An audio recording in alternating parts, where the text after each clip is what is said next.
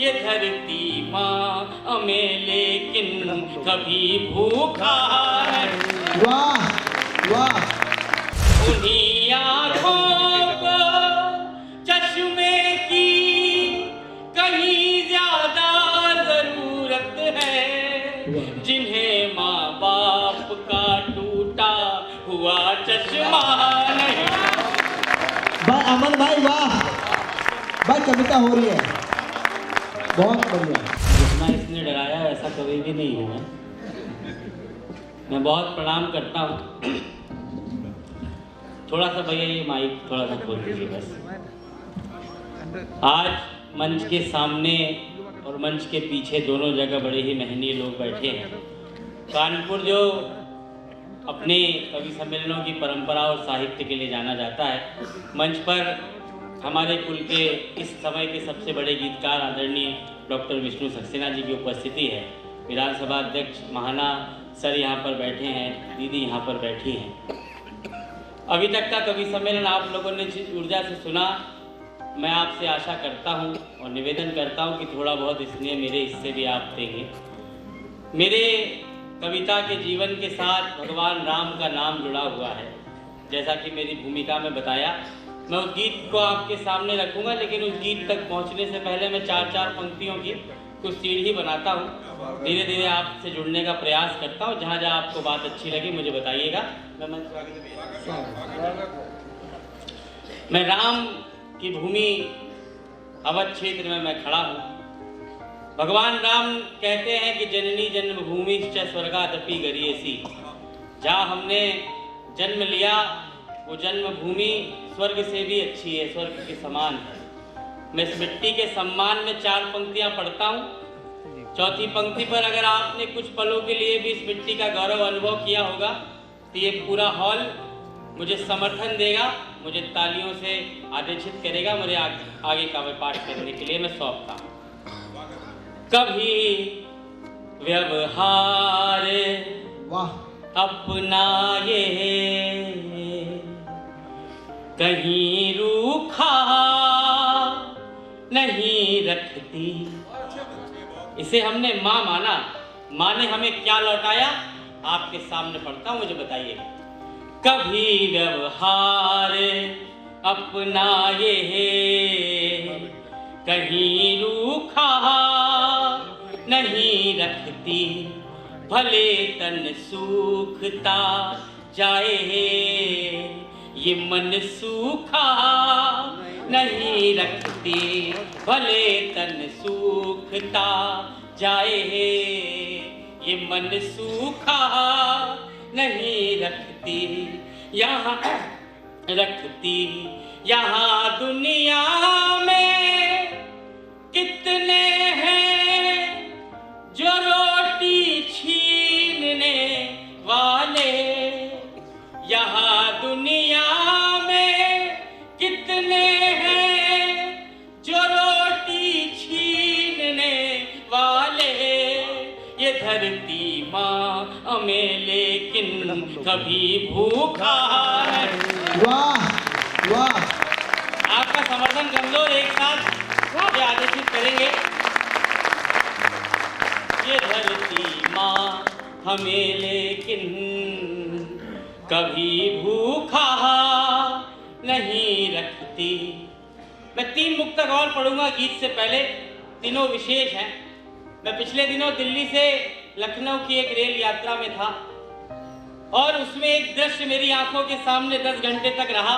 एक बुजुर्ग थे, चश्मा लगाए हुए थे, उनके चश्मे की एक डंडी टूटी हुई थी। यहाँ पर कई बड़े लोग हैं, हमारी बुजुर्ग पीढ़ी के लोग भी और युवा पीढ़ी भी यहाँ पर है।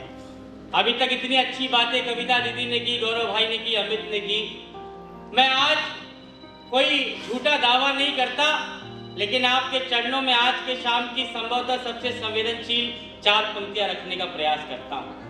ये किस्सा याद रखिए, उन बुजुर्गों को याद रखिए और मेरी पीढ़ी से संवाद में 4 पंक्तियां पढ़ता हूँ, मुझे बताइए। अलग होते हुए कोई अलग इतना नहीं दिखता, अलग होते हुए कोई अलग इतना नहीं दिखता, मगर ऊंचाइयों से नींव का हिस्सा नहीं दिखता, मगर ऊंचाइयों से नींव का हिस्सा नहीं दिखता। उन्हीं आँखों को चश्मे की कहीं ज्यादा जरूरत है, उन्हीं आँखों को चश्मे की कहीं ज्यादा जरूरत है, जिन्हें माँ बाप का टूटा हुआ चश्मा नहीं। भाई अमन भाई वाह, भाई कविता हो रही है, बहुत बढ़िया। टूटा हुआ चश्मा दिखता है, बड़ी पंक्तियां। हुआ चश्मा नहीं दिखता। एक कदम और आगे बढ़ाता हूँ। मैं मूलतः प्रेम का कवि हूँ, लेकिन हमारे जीवन में किसी एक के आ जाने के बाद अगर हम हमारा जो मूल है, हमारा जो आधार है, अपने परिवार को भूलने लगे, तो ये 4 पंक्तियाँ रखता हूँ और उसी संवेदना तक आप पहुँचे तो मुझे पहले से अधिक समर्थन दीजिए। मोहब्बत ने यहाँ अक्सर यही अंजाम पाया है, वाह। मोहब्बत ने यहाँ अक्सर यही अंजाम पाया है, कमाया मोल मिट्टी कहा मगर सोना गवाया है, किसी के प्यार में उसने महल की नौकरी कर ली, किसी के प्यार में उसने महल की नौकरी कर ली, जिसे एक माँ ने बचपन से सदा राजा बुलाया। भाई वाह, बहुत बड़ी पंक्ति है, वाह अमन भाई लाजवाब।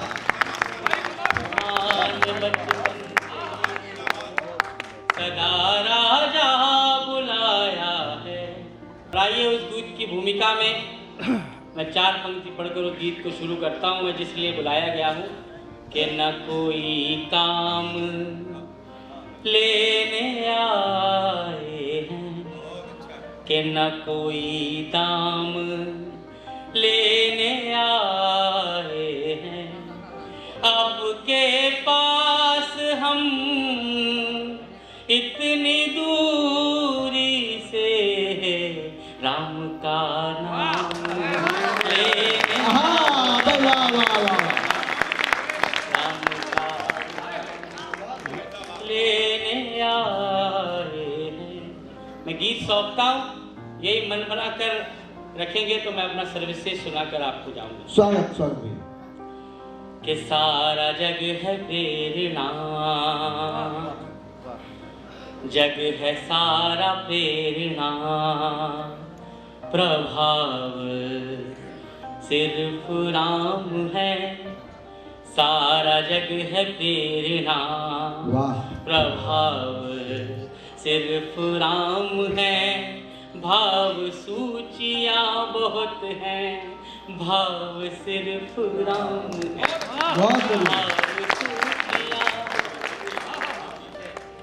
भाव सिर्फ राम है। गीत की यात्रा प्रारंभ करता हूँ। एक तरफ हमारे भगवान के सामने राज सिंहासन था और एक तरफ माता कैकेयी के वचनों में बंधा हुआ वनवास। भगवान राम राज सिंहासन को छोड़ते हैं और वनवास चुनते हैं। मैं 4 पंक्तियां पढ़ता हूँ, एक एक पंक्ति आपका ध्यान चाहती, चौथी पंक्ति समझता है। के कामनाएं त्याग पुण्य काम की तलाश में, राम वन क्यों गए? के राजपाट त्याग पुण्य काम की तलाश में, तीर्थ खुद भटक रहे थे धाम की तलाश में, तीर्थ खुद भटक रहे थे धाम की तलाश में, ना तो दाम ना किसी नाम की तलाश में राम बन गए थे अपने राम की तलाश में। वाह जिंदाबाद अमन भैया, वाह वाह वाह वाह। राम की तलाश में आप में ही आपका चुनाव सिर्फ राम है, भाव सूचियाँ बहुत हैं, भाव सिर्फ राम है। माता कैकेयी का नाम आया। वामपंथी इतिहासकारों की पूरी एक दुनिया है जिन्होंने माता कैकेयी को एक नकारात्मक पात्र बनाकर हमारे सामने रखा। आज उत्तर प्रदेश सरकार और भारतीय राजनीति के बड़े लोग भी मंच पर हैं, आप सभी सुधीजन यहाँ पर हैं।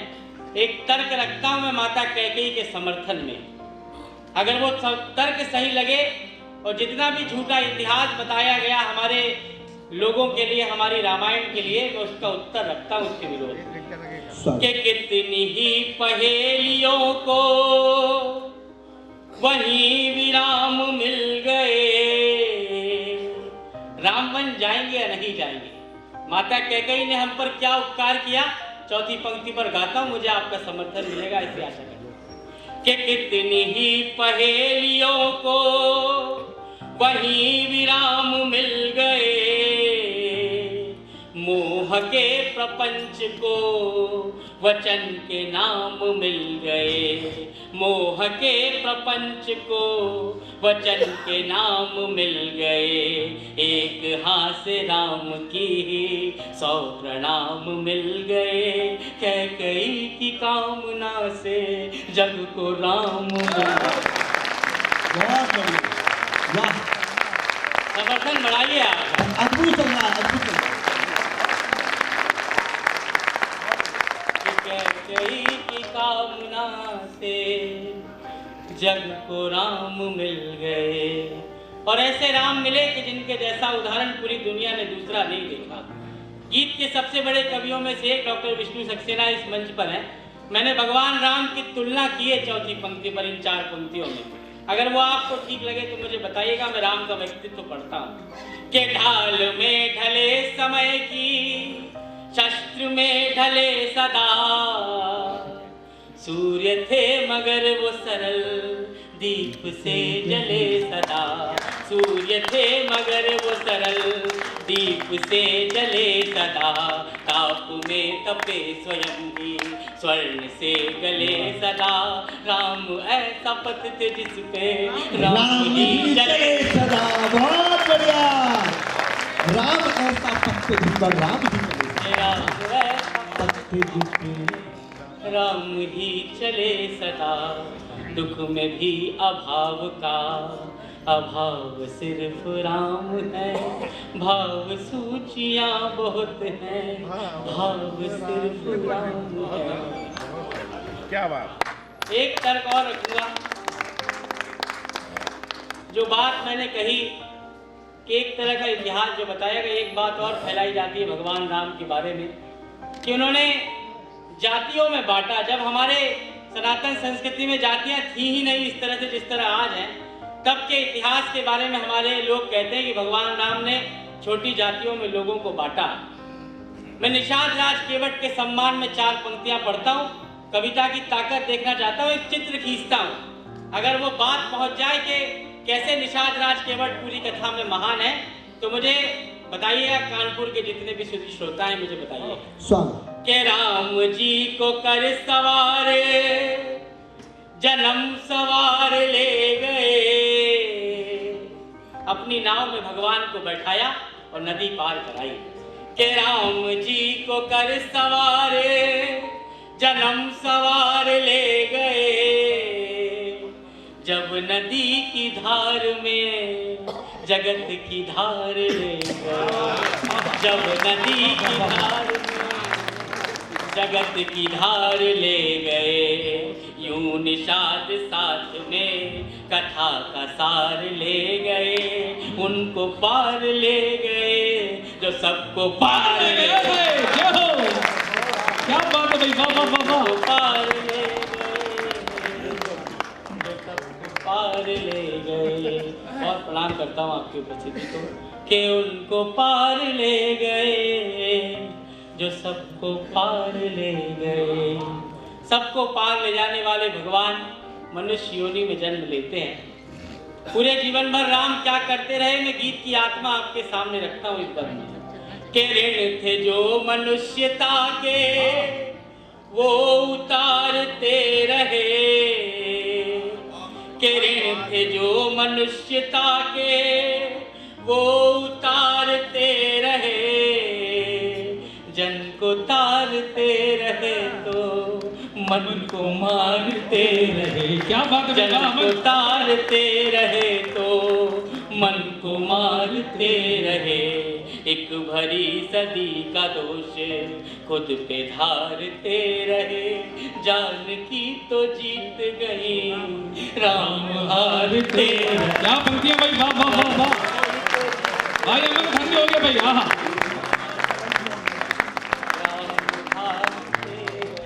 अद्भुत। सारे दुख कहानियां हैं, दुख की बस कहानियां हैं, घाव सिर्फ राम है, भाव सूचियां बहुत हैं, भाव सिर्फ राम है। मनुष्य योनि में भगवान ने जन्म लिया। इस समय पूरी दुनिया राममय है भाई। जनवरी को राम मंदिर बनना है। मनुष्य योनि में हमारे भगवान आए, लेकिन आए क्यों होंगे? मैं किसी से भी पूछूं तो शायद हर दूसरा व्यक्ति ये कहेगा कि रावण के संहार के लिए भगवान राम ने जन्म लिया। लेकिन रावण का संहार मात्र उद्देश्य होता तो हनुमान जी महाराज कभी भी रावण को मार सकते थे, जामवन जी कभी भी मार सकते थे, बाली कभी भी मार सकते थे। भगवान राम किस बड़े उद्देश्य के लिए आते हैं, मैं पढ़ता हूँ, मुझे बताइएगा। नयन तकते थे जो रास्ता वहाँ आना जरूरी था, वाह। कहीं लंबी प्रतीक्षा कहा सुफल पाना जरूरी था। वहाँ रावण को हनुमत ही अकेले मार सकते थे, वहाँ रावण को हनुमत ही अकेले मार सकते थे, मगर शबरी के घर तो राम का जाना जरूर। वाह।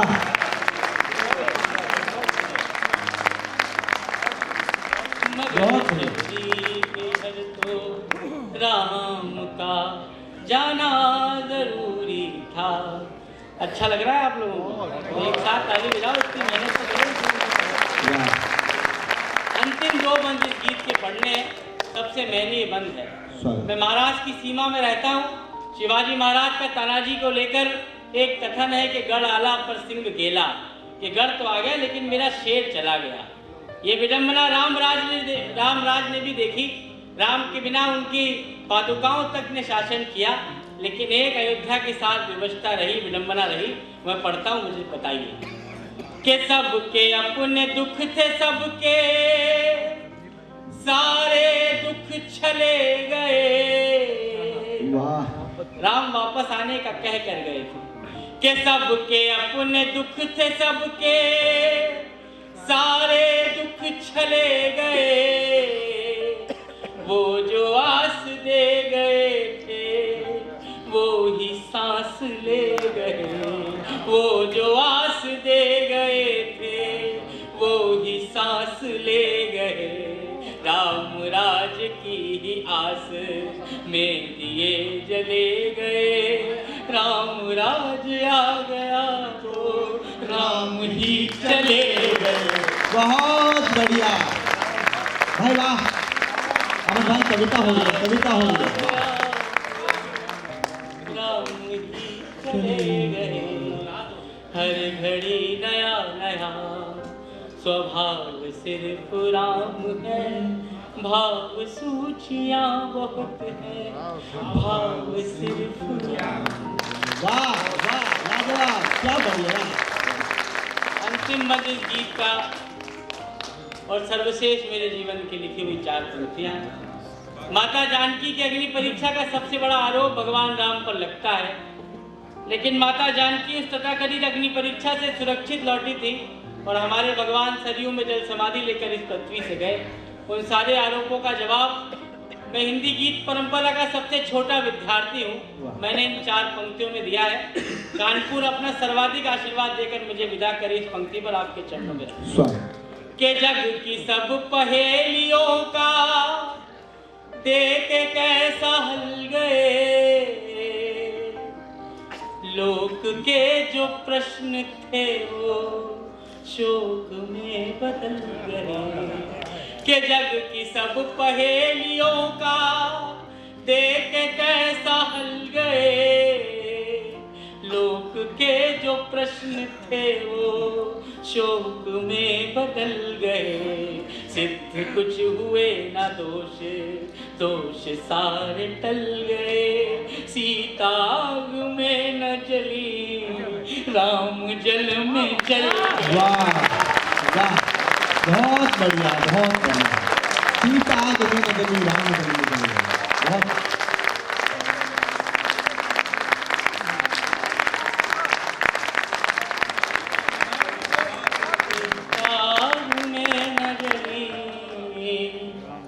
राम जल में जल गए। बहुत जानकी का हर जन्म बचाओ सिर्फ राम है, भाव सूचियां बहुत है। वाह वाह वाह।